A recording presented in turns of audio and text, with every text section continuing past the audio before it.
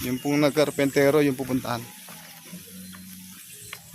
Gagawa, papatuloy magawa. Bukas may mga makatimba.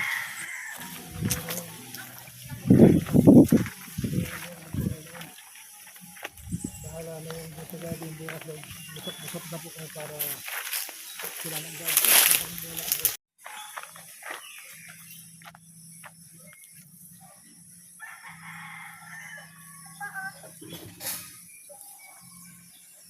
Iyay! Pagagin mo.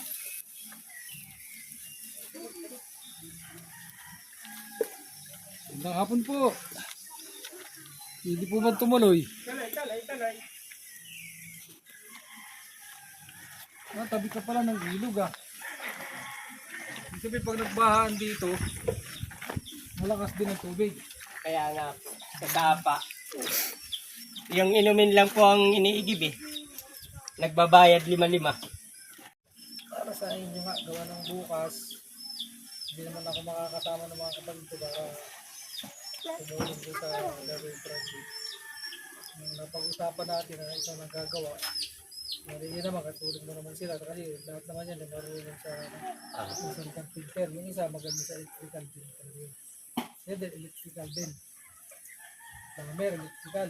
Yung pinakaano niya yan, marunong filter. Ako naman, talagang gumagawa kami, sarili lang yung mga bahay. Sideline lang po. Dito sa lugar natin. Sa lugar na. Hindi ano, umukul lang. Aha, mga ganun lang po. Umukul lang kung may napapagawa. May papagawa, Walang company. wala po. Umalis na po ako sa company, gawa ng Malayo, gusto yun. malayo ang destiny lahat. Talaga yun, malayo. Kasi, matalay sa pamilya. Kahirap na lang. Eh di ilang taon na kayo rito sa lugar niyo? May ilang taon na? Ilang taon na? 16? 17? 16 years. Hindi, 2016 tayo napunta dito. 2016. Galing sa kasi kami na 9 years umuwi na. ko kami ng Bicol. 9 years, magtipin na. Magte-10 po. Buti naman at ano, mayroong mga halaman, ano? Oo po, mga saging, yung Mayroon kayong mga halaman. Kahit pa paano, kung sisipagan pala, ano? Gulay-gulay, manilibre. pananim lang po talaga ang mga Sa- binhi. Sa ganito talaga, kailangan sipag. Sa amin kasi, kahit magsipag kami, wala. Kasi batuhan na yun sa amin, tsaka panay bahay na. Kaya nga, Yung luti na bilhin ng magulang namin, panay bahay. Hindi na kami mapag... Dati, mga tanim na namin yan, ganyan. Kaya pagkaiba, walang bigas, kumuha kami ng kamuting dahon. Saging, gano'n. Naililipas namin yung lubuto. Kaya mura talaga yung sipag. Sipag at tiyaga. Kaya, ayan. Bukas, bago kayo nagagawa kasi nga, meron ako importante na baka din. Naiya po yung asawa no, ano? Ang gagawa na ng bahay bukas. Mga awit ng Jesus Miracle Crusade. Pag mayroon mga may sakit na maluluba, lalo kung walang pera, hindi natin magaling, dalay nyo doon sa Jesus Miracle Crusade, yung natawag na GMCIM. Yun po, basta yung tao po, tumanggap, nagpabautismo, lalo nagpasting po siya, kung nahingi niya sa Panginoon, tapos tutuhin naman ang puso niya, yung ating Panginoon, hindi po magpapabaya yun. Kasi ako nga, 4 times sa traffic po ako eh. Napanood ko lang yon na aksidente namatay. Tapos, sinagpre yung kanyang picture ng mahal na pastor na Rudy Almeida. Dininig ng Diyos kasi yung matanda na ating beloved Spirit of the Lord. Siya ay evangelist pastor. Siya yung Dallas prophet. Tinatago rin sa buong mundo. Niya ay napakayaman na tao, maraming business, abogado siya. Pero nung nabasa niya ang Biblia, nagkaroon siya interest. Tapos nagpasting siya ng 40 days. Kaya habang nagpo-40 days siya, nag-aaral siya ng Word of God. Tapos ang doon yung hindi siya kumain, tubig lang. Tapos meron pa nga siyang fasting na 10 days, pati tubig, di siya uminom. Walang inuman, 10 days. Tapos diniritso na yun, 40 days. Wala doon, ang Diyos nakipag-usap na sa kanya kasi ganoon ang Diyos eh. Pag malinis na yung puso, magkatawan. Pwede mo na makausap niya. Oo, kasi nanananas siya. Talaga nakapirmi na yung banal na espiritu.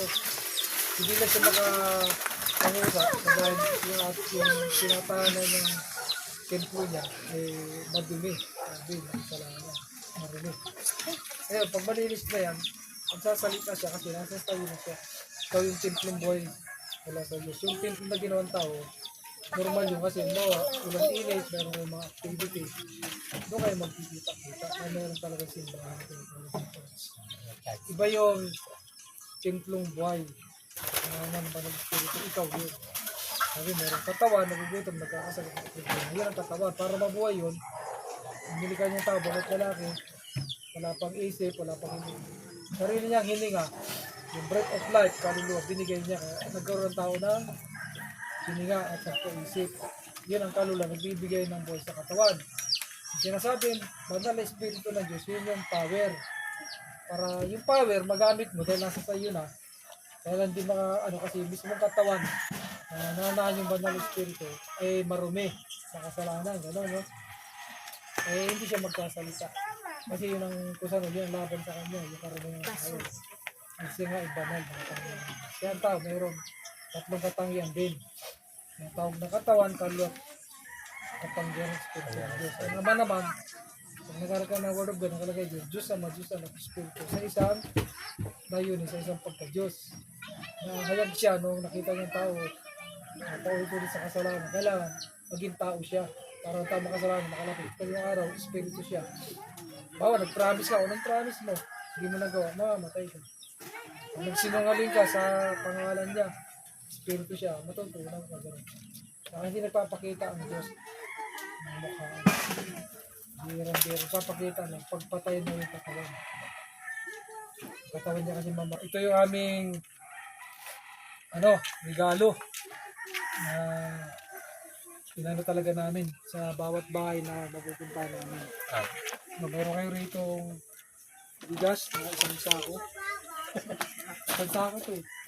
5 kilo nga lang. Kilo. Isang sako din. Tapos mayroon tayo dito sauce. Kung magluluto ka. Yan, mayroon. Mayroon kang suka. Mayroon suka. Mayroon tuyo. Yan. Tapos mayroon naman dito mga noodle. Ito noodle para marami tsaka hindi makakasakit ang tao lalo kung mataas na uric acid mo. Lalagyan mo ito kahit anong gulay. Yung gulay ilalaga mo. Pag malapit na naluto, ilagay mo yan, takpan mo, okay na. Yan ang noodle. Hindi basta kinakain ng ano yan. Pinakita dun sa TV, kinakain ng ganun. Masarap yun, pero ang kapalit nun ay sakit. Kasi marami siyang bitchin, marami siyang maalat. Tapos meron tayo rito asukal, kape, yan. At meron tayo mga sardinas. Ito isang malaki. Tapos 6 na maliliit. Pang ano lang ito, pang isang linggo. Sa normal na kasi kahit pa paano, mayroon tayong pag-aarapan sa oras ng pagkain.